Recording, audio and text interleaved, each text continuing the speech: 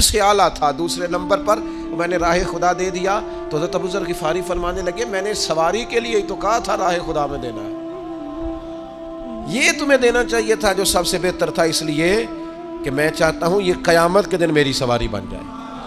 قرآن مجید آیا ہے بہترین چیز خرچ کرو، تو انہوں نے بہترین خرچ کرنا شروع کر دی، وہ عمل کرتے۔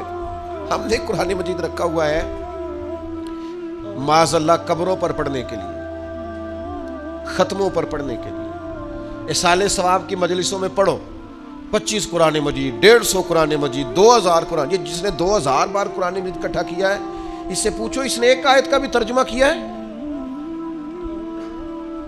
مجھ سے ناراض نہ ہونا، میں اصالِ ثواب کا قائل ہوں، خود ختم دلاتا ہوں، پر دل پہ ہاتھ رکھ کے بتاؤ قرآن مجید صرف ختم پڑھنے کے لیے آیا ہے؟ کوئی مر جائے گا تو قرآن مجید کی تلاوت ہوگی، زندے کیوں نہیں پڑھتے؟ قبروں پر قرآن مجید پڑھنے والی قوم بتائے کچہریوں میں قرآن کیوں نہیں پڑھا جاتا؟ اسمبلیوں میں کیوں نہیں پڑھا جاتا؟ قبروں پر ٹینٹ لگا کے اور کناتے لگا کے 4 حافظ بٹھانے والوں بتاؤ، جب تجارتیں کرتے ہو تب قرآن مجید کیوں نہیں پڑھتے کہ ہم قرآن مجید کے مطابق کاروبار کریں گے؟ یہ قبروں پہ پڑھنے کے لیے آیا ہے، میتوں پر پڑھنے کے لیے فقط آیا ہے۔ میں انکار نہیں کرتا ہے اصالِ ثواب کا، پر سوال کھڑا کرتا ہوں، کئی دفعہ پریشان ہو جاتا ہوں، صرف اور صرف تب تمہیں یاد آتا ہے جب کوئی دنیا سے رخصت ہوتا ہے۔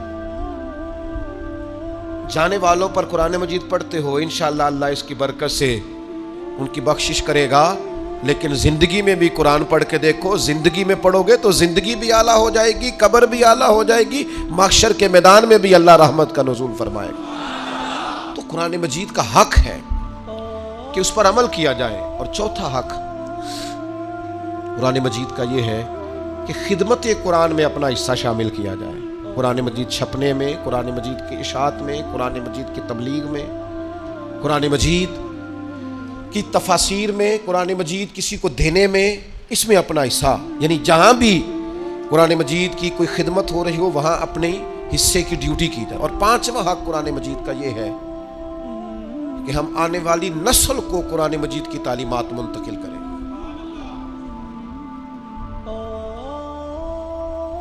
سچ بتانا دل پہ ہاتھ رکھ کے، شریعت تو کہتی ہے نا کہ جب تو دنیا سے جائے تو تیرا بیٹا تیرا جنازہ پڑھائے۔ کیوں؟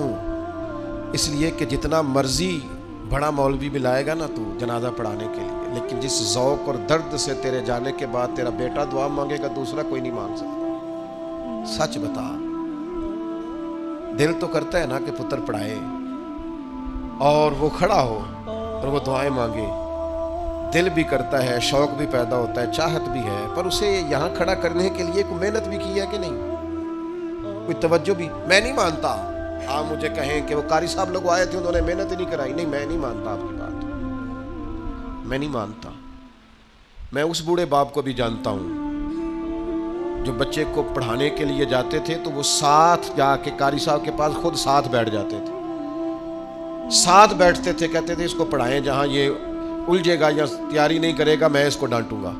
کتنے کتنے گھنٹے وہ بوڑھے آدمی ساتھ بیٹھتے تھے کہ میرا بچہ قرآن مجید سیکھ جائے۔ بتائیں کتنی محنت کی ہے آنے والی نسل کو قرآن مجید کی تعلیمات منتقل کرانے کے۔ تو مہربانی کریں، بس کریں، اب بڑی تقریریں، بڑے سٹیٹس، بڑی نصیحتیں، بڑے جناب جلوے، بڑی باتیں ہو گئی، نشستن گفتن برخاستن، بڑا کچھ ہو گیا۔ اب کچھ عملی زندگی کی طرف بھی آئیں، اب کوئی کام کریں۔